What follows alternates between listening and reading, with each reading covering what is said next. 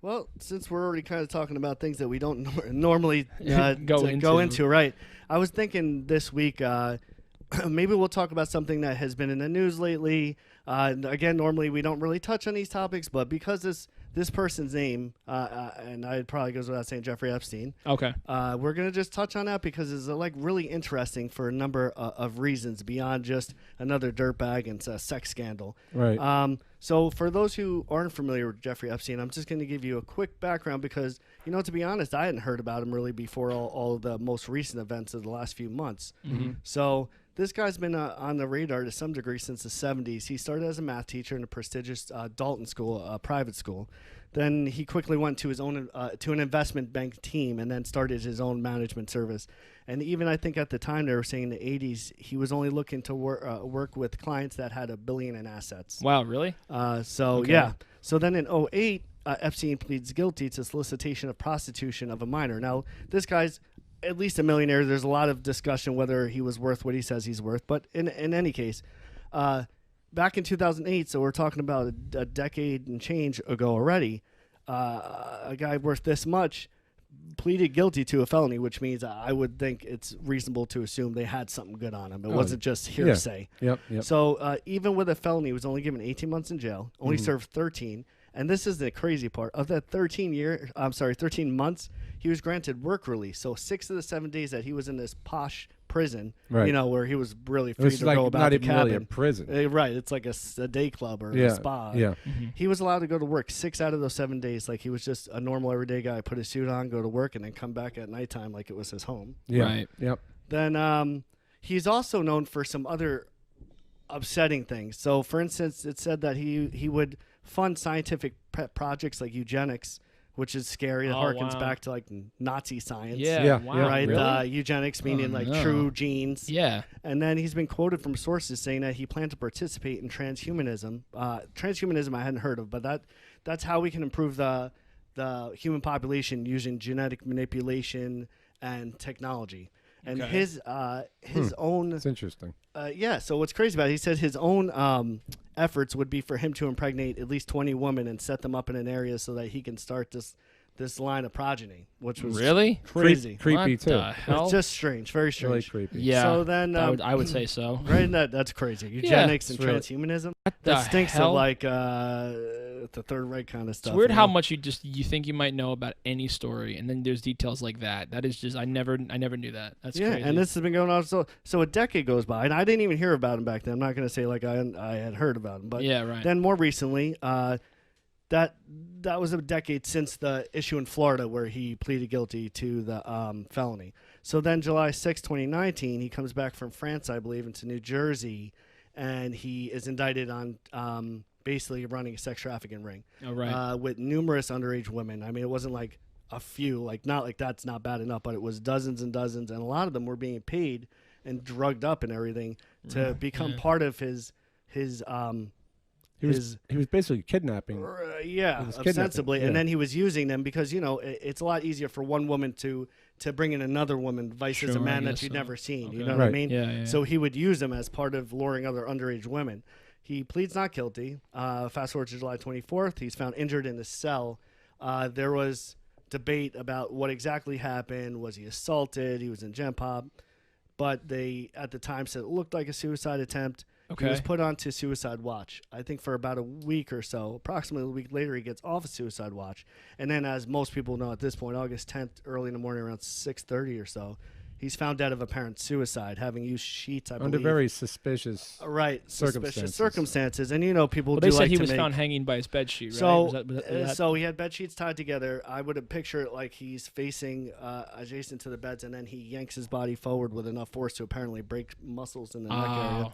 Right. So this is the part that I find these potential conspiracies. So Epstein was known for having at least having said on the record that he had information on more famous people than anyone could imagine. Yeah. So obviously that is suspicious in itself. Mm-hmm. And then he had known ties to President Trump. They had taken photos together many years ago. Trump had been quoted as saying he's a great stand-up guy.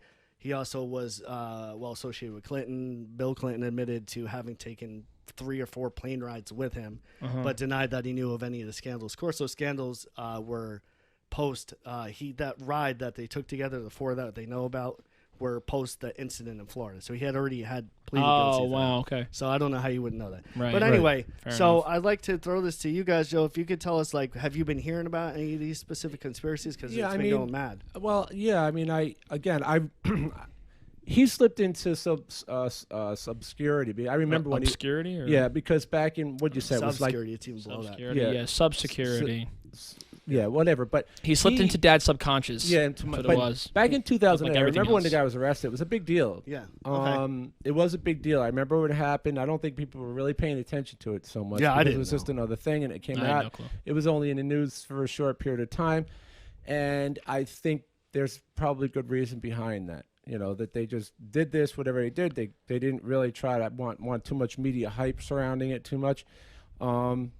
Who's they? They just meaning whoever the background people who, if you believe in the conspiracy theories, I think what I'm trying to say is that there's a lot of people out there that didn't want this guy talking about certain things that were going on, and you heard about the thing was and they even spoke about how he had this interactions with famous people. He was rich. He knew a lot of politicians. He knew world leaders. It's really a global reach that this guy had. Princes, right? Yeah, princes and people. The actual prince that was in Prince's, and there was pictures. There was pictures that were circulated later on where Prince Andrew was with him and a couple of women that he had, younger girls. So there was a lot of information this guy had, and I think people were afraid of it. They got him arrested, and they put him where they put him, in a nice, cozy place, and you didn't really hear much about it. So now it's coming back out. He ends up dead in a jail cell under really suspicious conditions. I mean, you had a guy who he had every reason to live. There was no reason for him to commit suicide, number one, in my opinion. He had I don't know if I would agree he had every reason to live. Well, you were saying you're talking about a lot of things out there. You're talking about to unpack.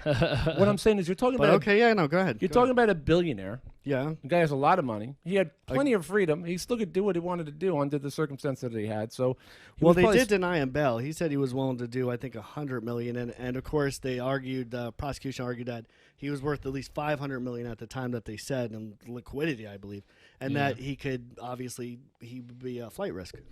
All right, maybe he would, because where's a guy like that going to hide? But you're talking about a guy who has... I don't know. Friggin' Roman Polanski did it for a long time after he fled the country. He couldn't get away. They still made movies. They still can't get the guy. So maybe, but why? He wasn't like he was being put into the general population. Doesn't what matter. would be... What would be originally the reason he had that, he would want to take his own life? Well, I can tell you one thing right here. I know I again, like, I don't know.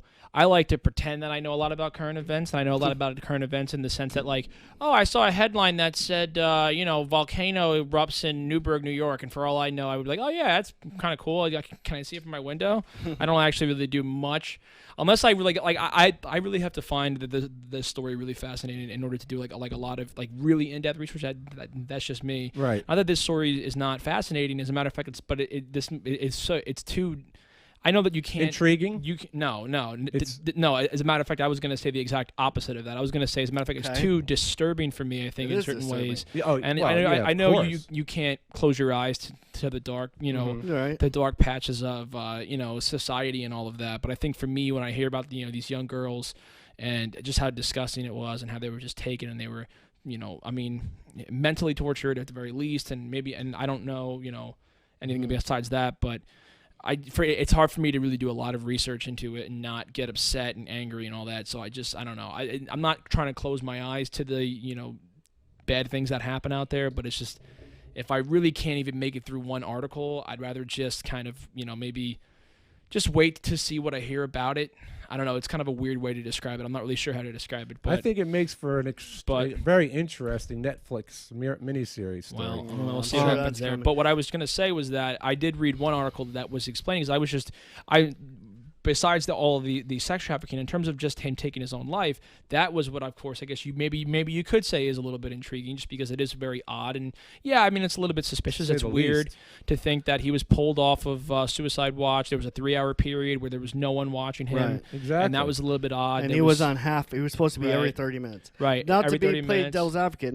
I'm sorry to interject. Yeah, but, no, go ahead. I mean... How long does it really take to kill yourself? Even on every half hour, you don't think he could have done it in that amount of time? That's what I said too. Even but if they were doing. Right. Right. But then he was also supposed to have a cellmate as well. That was the weird. I think the weirdest part to me was that they transferred his cellmate away. That was one of the weirder parts for me, was that his cellmate was taken away. So even if you didn't watch him, but you had a cellmate in there, maybe the cellmate could have prevented or at least warned somebody that he was trying to take his own life. Yeah, there just seems to be a lot of very serious circumstances that, you know. Yeah, but what I will say is that, so I mean, those things were obviously kind of intriguing, and I was reading one article. Now, what I will say, he did have a reason to, not, to be terrified or be afraid. Yeah, I agree. I know that maybe he wouldn't have, he kind of avoided jail the first time. He skirted a lot of his prison sentence. But I did read one article in New York Times that says, like, according to those who knew Jeffrey Epstein best, one of his biggest fears was living a life behind bars.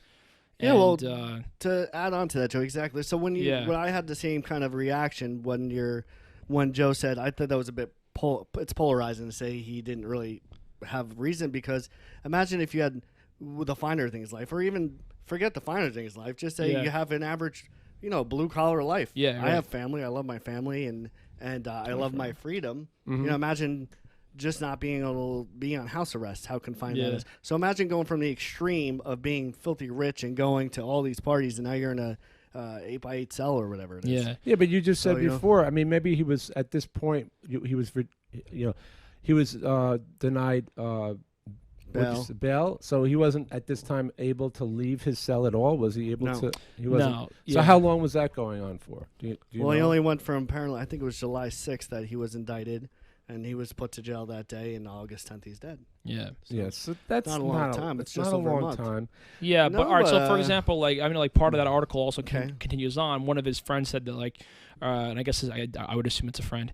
They had said, on the second floor of his Upper East Side mansion, Mr. Epstein had a mural painted that shows a photorealistic prison scene with barbed wire, corrections officers, and a guard station.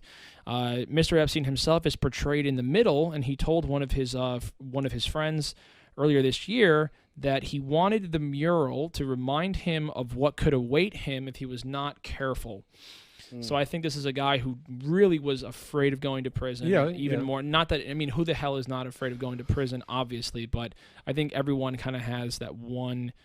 I don't know. Everyone, obviously, levels of fear from one person to the other is obviously going to vary pretty greatly, and it seems like this guy had a real, genuine fear. Yeah, but that's still not cause for him to. So, Joe, are you kind of basing your thoughts? Opinion, though. Yeah, but it is. Okay, so let's delve into that for a second. So, are you are you saying that based on you think he could probably get away again?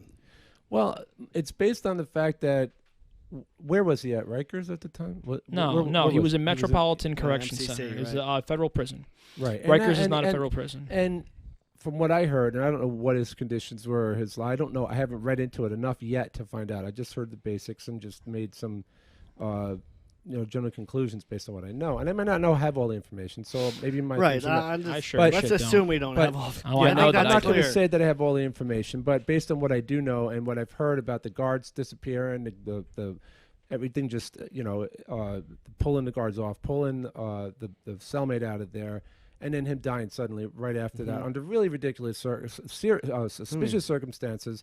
And when they initially said he was dead, the coroner the person in charge, the coroner who was in charge of checking him out, his initial report was to be determined.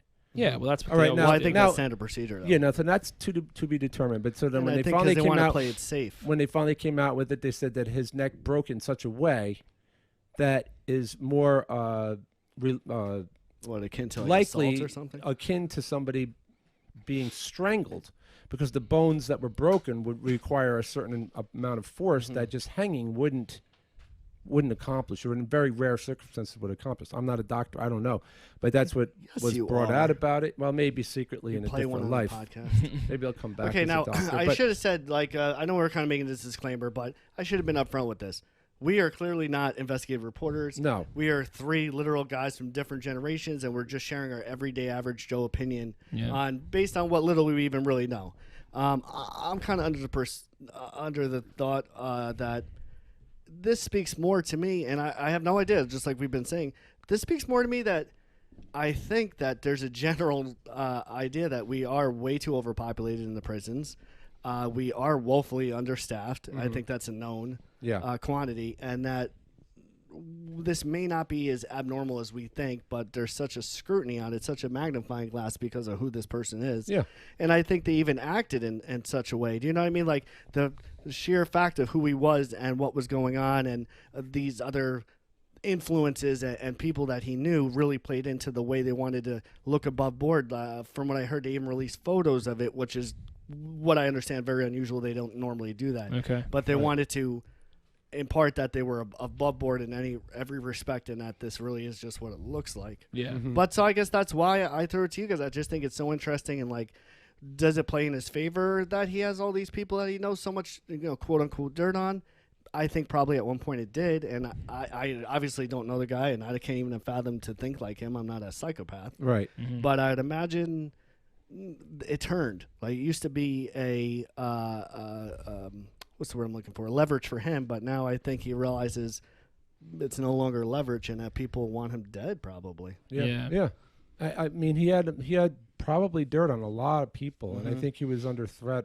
So there's a lot more to it that, and again, I'm not going to say I'm 100% believe what I heard. I do like to look into more sources and see if that information is just coming from someone who has a bias towards one person or another person, because obviously that goes on a lot, and I don't want to blame anything. So, but there's, based on some of the information, if they are true, it is a very suspicious. Well, I mean, I think it's really important that we note, no matter what the the conspiracy theories say, that in terms of just what we do know, the facts that have actually been announced. The official autopsy report results were announced on Friday, and the medical examiner did show that the cause of death was suicide by hanging. Mm-hmm. And I'm not saying that that's going to quell everyone and anyone who wants to just continue believing conspiracy theories. But I still think it's important to note that this to note that this